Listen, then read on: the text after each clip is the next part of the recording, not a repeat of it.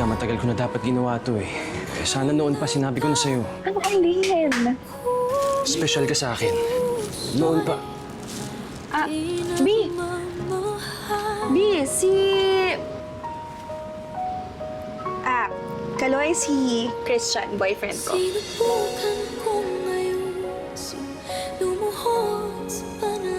Christian, si Kaloy. Marasigan? Una na ako Agad? Hindi, sandali. Akala ko may sasabihin ka pa. Hindi, binigay ko lang talaga yan na... para maalala mo na magaling ka. Tsaka huwag ka sana madi-discourage sa mga sinasabi ni Architect Marcelo. Yun lang. Yun lang. Okay. Office mate kayo? Oh, hindi ko ba nabanggit? Apparently hindi. Sige. Sige, Tol. Nice to meet you. Una na ako. Sige, salamat Kaloy Sa office na lang. Kita-kits. Okay, ingat.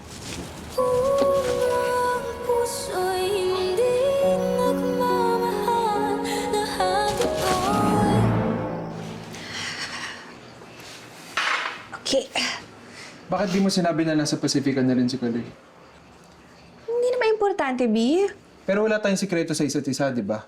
Oh, bakit mo nilihim? Hindi, sorry na. Saka, hindi na naman kasi din tayo nakakapag-usap tungkol sa Pacifica, di ba? Kaya hindi ko na rin nabanggit. Pero bukang bibig mo si Kaloy bago pa naging tayo. Lo, fake news. O sige, habang dinidesign mo yung cafe ko, lagi ka nagkikwento tungkol sa college life mo. At lagi nakakabit ang pangalan ni Kaloy. Bago maging tayo. Pero nung boyfriend na naman kita, hindi ko naman binabanggit na. Teka nga, nagsiselos ka ba? Bakit pa kasi nagpunta dito si Kaloy? Ay, Kaloy?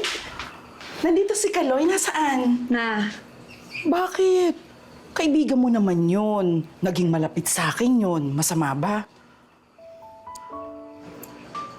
B, ka na magselos. Tapos na yung matagal na yun. Tsaka ikaw na naman yung boyfriend ko eh. First and only. Di ba? Halika na, kumain na lang tayo. Ma, halika na. Sige, teka lang ha. Di, kain Maghuhugas na. mula ako ng kamay. Sandali lang.